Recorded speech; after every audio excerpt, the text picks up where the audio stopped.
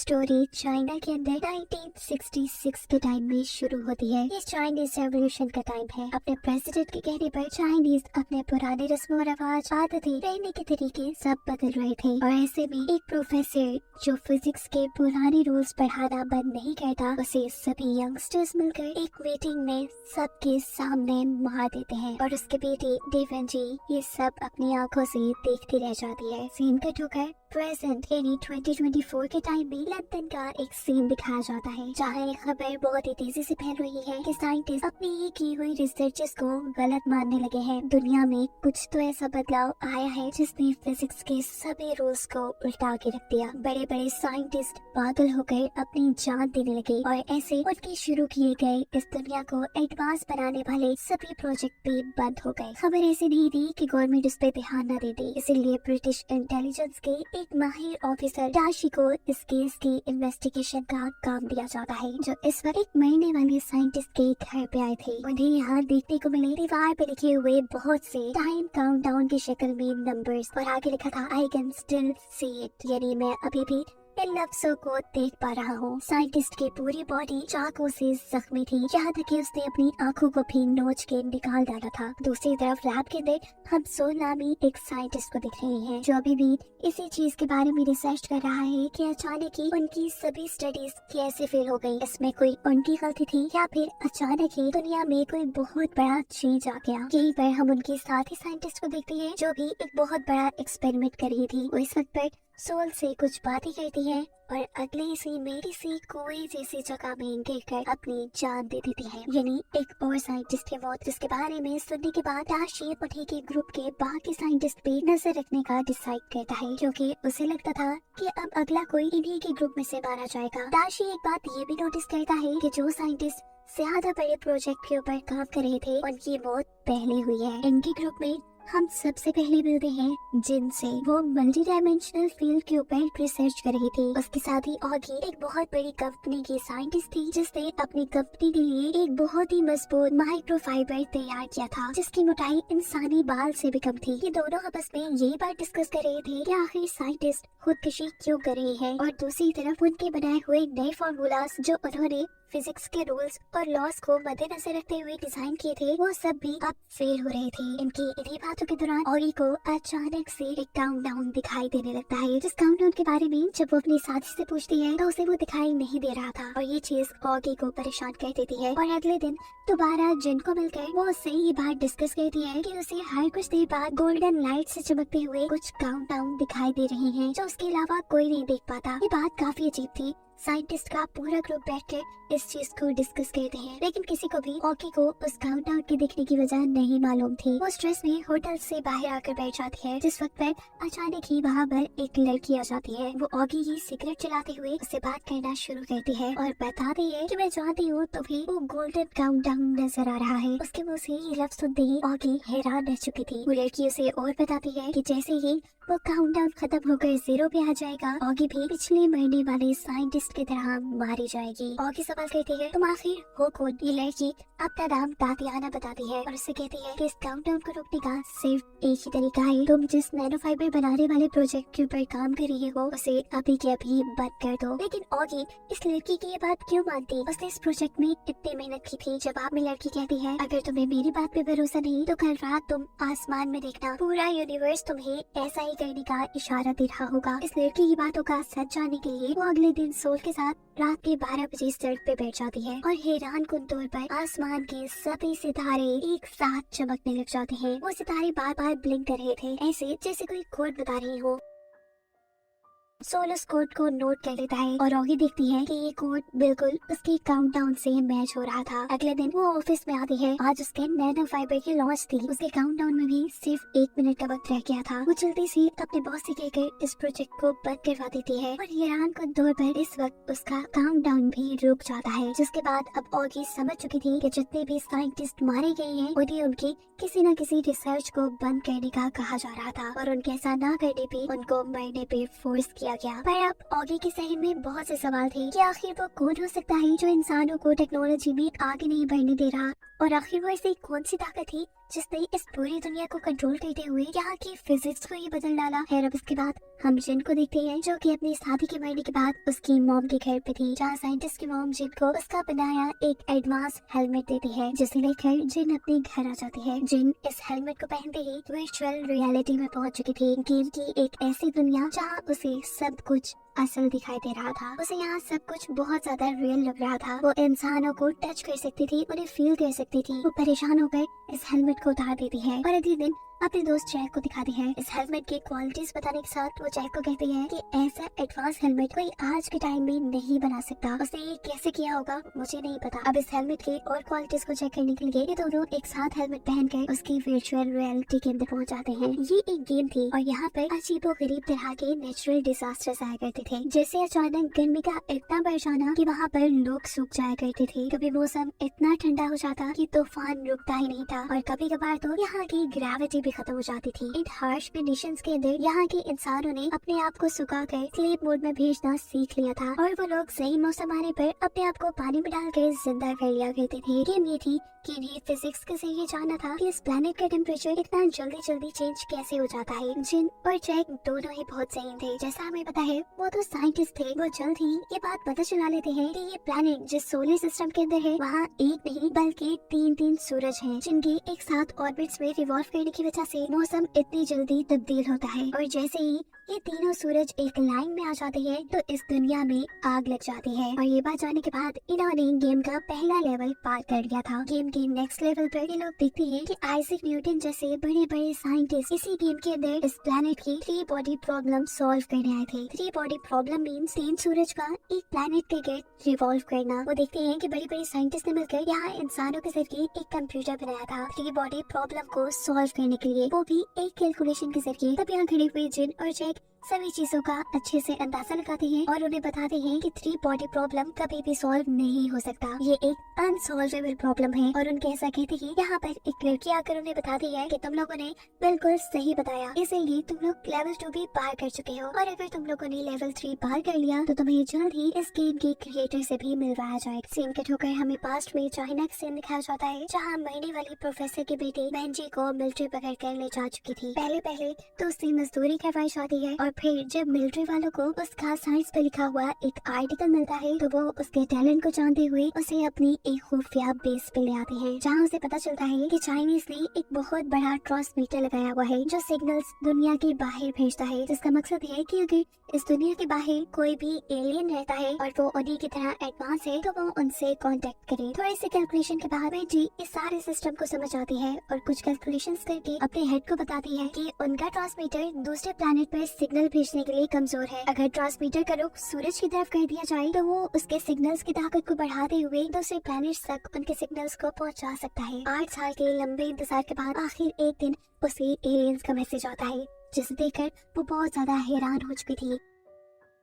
Aliens के message में लिखा था कि अगर वो अपने प्लेनेट और प्लेनेट पे रहने वाले लोगों को बचाना चाहती है तो वो आइंदा कभी उनसे कांटेक्ट ना करे, वरना इंसानों की सोसाइटी तबाह हो जाएगी। वेंजी जो इंसानों को पहले ही बेरहम समझती थी और वो ये नोटिस कर रही थी कि कैसे आहिस्ता आहिस्ता ये इंसान इस दुनिया को खराब करते जा रहे हैं, तो इस चीज को देखते हुए वो एलियंस को मैसेज करती है कि इंसान इस प्लेनेट को खराब कर रहे हैं, आप लोग इस प्लेनेट पे आकर टेक ओवर कर लें, जिससे ये प्लेनेट बच जाएगा और इसमें जितना हो सके मैं आपकी मदद करूंगी। सीन्स दोबारा प्रेजेंट में शिफ्ट होते हैं, जहाँ आज ऑगी के प्रोजेक्ट की डेमोन्स्ट्रेशन है, यानी वो अपने प्रोजेक्ट के बारे में लोगों को बता रही है। और इस इवेंट के सक्सेसफुल होने के बाद ऑगी का काउंटडाउन दोबारा से शुरू हो जाता है, जो देख वो बहुत ज्यादा डर जाती है और फौरन ही इस प्रोजेक्ट को बंद करने का ऑर्डर दे देती है। यहाँ दाशी अपने सीनियर ऑफिसर को मरने वाले साइंटिस्ट के घर से मिला वो एडवांस हेलमेट लाकर देता है, जिसको पहनने पर इंसान वर्चुअल रियलिटी में पहुंच जाते थे। न सिर्फ ये, इस हेलमेट को पहनने पर ये हेलमेट इंसान के दिमाग के न्यूरॉन्स को भी अपने साथ अटैच कर देता था। दाशी का मानना था कि ये किसी ऐसे इंसान ने बनाया है जिसको ज़हीन और काबिल लोगों की तलाश हो, क्योंकि ये हेलमेट हमारी एबिलिटीज को भी डिटेक्ट करता है। सबके बाद अब वो ऑगी के पास जाता है और उससे पूछता है कि आखिर तुमने अपना प्रोजेक्ट क्यों बंद किया। ऑगी जो इसे सबको लेकर बहुत ज्यादा परेशान थी, उसके पास और कोई चारा नहीं था सिवाय इसके कि वो डाशी को ये सारी बातें बता दे। वो डाशी से कहती है कि मैं जानती हूँ तुम भी मेरा यकीन नहीं करोगे, लेकिन मुझे सच में कुछ काउंटडाउन नजर आते हैं। अगर मैं उस प्रोजेक्ट को जारी रखती हूँ तो वो काउंटडाउन चलना शुरू हो जाता है, जिसके एंड पर मैं मर जाऊंगी। और ये बात मुझे एक लड़की ने बताई है। यहाँ दाशी उसे कहता है परेशान नहीं हो, मुझे तुम पर पूरा भरोसा है। देखो इस फुटेज को गौर से, जिस होटल के बाहर बैठकर तुम लड़के से बात कर रही थी, किसी ने एडवांस एआई टेक्नोलॉजी के जरिए उस लड़की को फुटेज से ही मिटा दिया है। लेकिन यहाँ नोट करने वाली बात ये है कि तुम्हारी सिगरेट तुमने खुद नहीं जलाई और इसीलिए मुझे यहाँ किसी और के होने का एहसास हुआ। ऐसे ही मैं तुम पे यकीन भी कर पा रहा हूँ। यहाँ दाशी और किसी कहता है कि मैं भी इस चीज को लेकर परेशान हूँ कि कोई फिजिक्स के रूल्स को आखिर कैसे तोड़ सकता है। और वो ऐसा कौन है जो टेक्नोलॉजिकल प्रोजेक्ट्स को बंद करने के लिए साइंसदानों को मार रहा है। दाशी इन क्वेश्चंस के आंसर ढूंढने के लिए अपने साथ ऑगी को भी मिला लेता है। सीन कट होकर हम जिन और जैक को देखते हैं जो गेम का तीसरा लेवल पार करने के बाद उसकी मेकर से मिलने के लिए आए हैं। और ये लड़की कोई और नहीं बल्कि तातियाना ही थी, जो पहले ऑगी से भी मिली थी लेकिन फिर वो फुटेज में नजर नहीं आई। ये लड़की इन दोनों को बताती है कि ये हेलमेट इसलिए डिजाइन किए गए हैं ताकि इनके जरिए दुनिया के ज़हीन तरीन इंसानों को चुना जा सके। यहाँ ये लड़की गेम की सच्चाई रिवील करते हुए बताती है कि जो सिविलाइजेशन उन्होंने गेम के अंदर देखी वो एक हकीकत थी। अर्थ से 4 लाइट ईयर्स दूर एक ऐसा प्लेनेट है जिसके गिर्द हमेशा 3 सूरज रिवॉल्व करते हैं। यानी जो कुछ जैक और जिन ने उस वर्चुअल रियलिटी के अंदर फील किया था वो असल में उन प्लैनेट्स के लोगों के साथ हुआ करता था। वो और बताती है कि इस हेलमेट के जरिए एलियंस ही उनसे कांटेक्ट कर रहे हैं। सिर्फ यही नहीं, एलियंस तो उनके जैसे दिखते भी नहीं, बस उन्होंने एलियंस को अपनी बातें समझाने के लिए और उनके साथ घुलने मिलने के लिए अपने आप को इंसानों जैसा बना लिया है। तातियाना बताती है वक्त दूसरा और सेंटी एलियंस ये बात जान गए कि 3 सूरज जल्द ही उनके प्लैनेट को तबाह कर देंगे। अगर उन्हें जिंदा रहना है तो उन्हें कोई और प्लैनेट ढूंढना होगा जहाँ पर वो सांस ले सके। ऐसे में उन्हें अर्थ का पता चला और वो फौरन अपनी हजारों स्पेसशिप बनाते हुए अर्थ के लिए निकल पड़े। और ये लोग आज से पूरे 400 साल बाद इस अर्थ पर पहुंचेंगे। वो बताते हैं कि एलियंस इन ज़हीन इंसानों से कांटेक्ट इसलिए कर रहे हैं कि वो उनके यहाँ रहने को आसान बनाए और इंसानों को भी ये बात समझाएं कि सेंटी एलियंस और इंसान दोनों एक ही प्लेनेट पे यानी अर्थ पे हंसी खुशी रह सकते हैं। एलियंस के लिए ये काम एक बहुत बड़ी सीक्रेट ऑर्गेनाइजेशन कर रही है जिसकी मेंबर ये तातियाना भी है। तातियाना बताती है कि हमारी ये ऑर्गेनाइजेशन अर्थ में होने वाली बढ़ती टेक्नोलॉजी के सिस्टम को रोक रही है और वही साइंटिस्ट को भी मार रहे हैं ताकि इंसान इतनी तरक्की ना कर ले कि वो उन सेंटी एलियंस को हरा दे। तातियाना की सारी कहानी सुनने के बाद जैक को गुस्सा आ जाता है। वो आखिर इंसानों को छोड़कर इंसानों को धोखा देकर एलियंस की मदद क्यों करता, इसीलिए वो गुस्से में वहाँ से उठकर चला जाता है। जबकि जिन तातियाना की मदद को तैयार हो जाती है, जिसके बाद जिनको एक पार्टी का इनविटेशन लेटर दिया जाता है। इस पार्टी में जिनको इस ऑर्गेनाइजेशन की लीडर से मिलवाया जाना था। सीन कट होकर दोबारा पास्ट का सीन दिखाया जाता है जहाँ वेंजी एलियंस को अर्थ पे आने का इनविटेशन भेज चुकी थी। साथ ही उसने अर्थ की लोकेशन भी उन्हें दी थी और इस सब की खबर यहाँ किसी और को नहीं थी। इसी चाइनीज वेलफेयर ऑर्गेनाइजेशन के अंदर उसे एक बिलियनर इंसान माइक मिलता है। इंसानों को लेकर इन दोनों की सोच काफी मिलती थी। ये दोनों ही इंसानों को राक्षस मानते थे जो आहिस्ता आहिस्ता इस अर्थ को तबाह कर रहे थे। माइक को भी लगता था कि अगर एलियन इस दुनिया में आकर इंसानों को गुलाम बना ले तो तब ये अर्थ भी सेफ रह सकती है और इंसान भी ठीक हो सकते हैं। और वो अपनी इस सोच को पूरा करने के लिए वेंजी को चाइना से निकाल कर यूएसए इन्हें अमेरिका मिली। माइक जिसके पास बहुत पैसा था उसने यहाँ बहुत बड़ी बड़ी शिप्स खरीदी और उस पर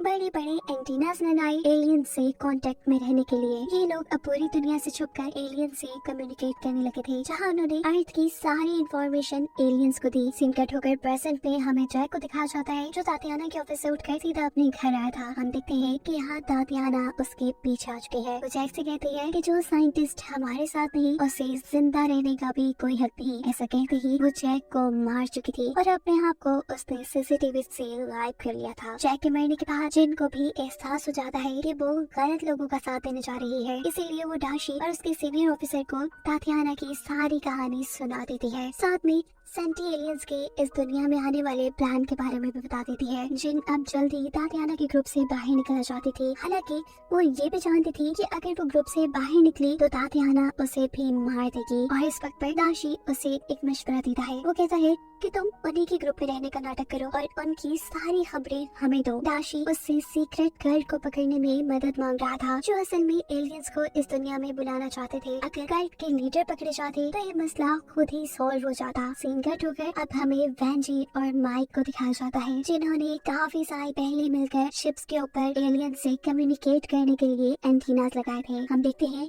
कि माइक अब बूढ़ा हो चुका है। वो पिछले 50 सालों से इंसानों की एडवांसमेंट की हर इंफॉर्मेशन एलियंस को भेज रहा था। उसने जो कल्ट ग्रुप बनाया था वो भी अब बहुत बड़ा हो चुका था। एक दिन माइक जब एलियंस को इंसानों के झूठ बोलने वाली आदत के बारे में बताता है तो एलियंस इस बात को समझ जाते हैं कि वो कभी इंसानों पर एतबार नहीं कर पाएंगे और ऐसे में उनके साथ रहना भी मुश्किल हो सकता है। इसलिए उन्होंने अब माइक को रिप्लाई करना भी बंद कर दिए थे। यहाँ दिखाया जाता है कि वेंची भी दाशी के कहने पर उस कल्ट की मीटिंग में गई जो एलियंस को यहाँ बुलाना चाहते थे। वो यहाँ ये देखकर हैरान हुई कि उस ग्रुप की लीडर उसकी मरने वाली दोस्त की मॉम थी और उसे ये चीज शॉक कर देती है कि क्या उसकी मॉम ने खुद अपनी बेटी को मरवा दिया। हमें ये बात भी पता है कि ये औरत असल में वेंजी है जो अब बुढ़ी हो चुकी है। वो यहाँ लोगों से स्पीच करते हुए कहती है कि इंसान बहुत बेरहम है और इंसानों से कई ज्यादा अच्छे वो सेंटी एलियंस हैं जो आज से 400 साल बाद इस जमीन पे आएंगे। हमें इस जमीन को उनके रहने के काबिल बनाना होगा, साथ ही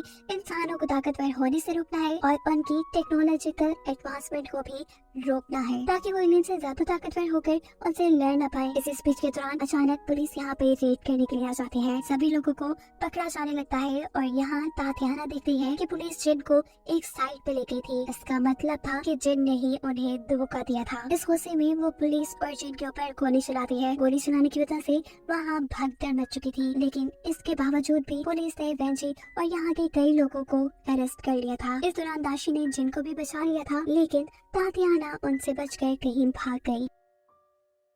वेंजी से इन्वेस्टिगेशन करते हुए दाशी को पता चलता है कि उसका साथी माइक अभी भी अपनी शिप्स के जरिए एलियन से कांटेक्ट कर पा रहा होगा और इस शिप को किसी भी किस्म की पुलिस पकड़ नहीं सकती क्योंकि वो शिप इंटरनेशनल वाटर्स में है। सो अब दाशी अपने सीनियर ऑफिसर के साथ मिलकर ये प्लान करता है कि उन्हें इलीगली उस शिप को तबाह करके वहाँ से इंसानों का सारा डेटा निकालना होगा जो वो एलियंस के पास पहुँचा रहे थे। अपने इस प्लान को पूरा करने के लिए ये लोग ऑगी की मदद लेते हैं। वो ऑगी से उसके नैनो फाइबर को दोबारा बनाने को कह रहे थे, जिसकी मदद से वो इस शिप को बर्बाद करते थे। ये नैनो फाइबर बारीक और इनविजिबल होने के साथ साथ बहुत ही ज्यादा मजबूत भी थे और वो किसी भी चीज को आराम से काट सकते थे। ये लोग बोर्ड की पोजीशंस को जानते हुए उसके आगे आने वाले आइलैंड के पास एक जाल बिछा देते हैं जो पूरा नैनो फाइबर से भरा हुआ था, जिसके अंदर से जब बोर्ड गुजरती है तो वो कई हिस्सों में डिवाइड होकर तबाह हो जाती है। बोर्ड के साथ साथ उसके अंदर के इंसान भी ऐसे ही कट कर मारे जा चुके थे। माइक वक्त रहते ही डेटा को बचाना चाहता था, लेकिन वो खुद भी मारा जाता है और ऐसे डेटा सिक्योरिटी के हाथ लग जाता है, यानी दाशी और उनकी टीम के हाथ लग जाता है। अब दाशी और उसकी टीम जब इस डेटा को रीड करने की कोशिश कर रहे थे तो किसी को भी ये डेटा समझ नहीं आ रहा था और तभी वो देखते हैं कि अचानक से सेंटी एलियंस ने उनके लिए ये सारा डेटा रीडेबल बना दिया था। यहाँ जिन और दाशी के सीनियर ऑफिसर दोनों वर्चुअल हेलमेट पहनकर एलियन से कांटेक्ट करने लगे, जहाँ एलियन ने उन्हें बताया कि इंसानों पर कई सालों की रिसर्च के बाद हमें ये पता चला कि इंसान एक बहुत ही बड़ा धोखेबाज है। वो अपनी जैसे इंसानों के ऊपर हमला करके उन्हें कमजोर करके उन पर हुकूमत करते हैं। उनके अंदर झूठ और लालच जैसी बुरी चीजें हैं। इंसानों की दिमाग काफी तेज है, वो अपने आप को किसी भी मुश्किल में देखकर उसका हल बहुत ही जल्दी निकाल लेते हैं। ये एलियन बताती है कि पिछले 50 सालों में हमारी सोच से कई ज्यादा इंसानों ने तरक्की कर ली और जब 400 साल के बाद एलियन जमीन पे लैंड करेंगे तो शायद इंसान उनसे कई ज्यादा ताकतवर हो चुके हों और इस मसले के हल के लिए खला में मौजूद उन एलियंस ने एक ऐसी टेक्नोलॉजी बनाई जो कि पूरी अर्थ को कवर कर सकती है। ये एक तरह का AI कंप्यूटर था। इन कंप्यूटर्स की वजह से एलियंस इंसानों की हर खबर पर नजर रख सकते थे और इन्हीं कंप्यूटर्स की वजह से वो सारी तब्दीलियां हो रही थी जिनकी वजह से सभी साइंटिस्ट परेशान थे, जैसे फिजिक्स के रूल्स का चेंज हो जाना और एक रात आसमान में अचानक बहुत से सितारों को चमकना। वो असल में सितारे नहीं बल्कि AI कंप्यूटर्स चमक रहे थे। इन्हीं कंप्यूटर्स के जरिए एलियंस 400 लाइट ईयर्स दूर होने के बावजूद भी इंसानों की टेक्नोलॉजिकल एडवांसमेंट को बंद करवा सकते हैं और जो साइंटिस्ट एलियंस की बात नहीं मानते, एलियंस उन्हें मरवा देते हैं ताकि इंसान कभी भी टेक्नोलॉजी के मामले में उनसे आगे ना निकल पाए। इस वक्त पर एलियंस अपने एआई सिस्टम को आसमान में विजिबल बनाते हैं, जिसे अब सभी इंसान अपनी आंखों से देख पा रहे थे। इस पूरे सिस्टम के ऊपर एक बहुत बड़ी आंख भी बनी हुई थी। यहाँ जिन और वो ऑफिसर जल्दी से हेलमेट उतार कर बाहर आते हैं और आसमान में देखते हैं, जहाँ पूरा आसमान काला पड़ चुका है और नीचे दुनिया में अफरा तफरी मच गई है। एलियंस इस दुनिया में मौजूद सभी डिजिटल ग्लास के ऊपर ये मैसेज लिख चुके थे कि इंसान कीड़े मकोड़ों से ज्यादा कुछ नहीं। इंसानों के चारों तरफ अब आसमान नहीं बल्कि एलियंस का एआई फैला हुआ है, जो इंसानों को अपनी मर्जी की चीजें दिखाएगा। ये खबर अब न्यूज के साथ साथ दुनिया में फैल जाती है कि जल्द ही एलियंस इस दुनिया में आने वाले हैं और वो इस दुनिया की सारी टेक्नोलॉजी को खत्म करके इस दुनिया के सभी साइंटिस्ट को मार डालेंगे।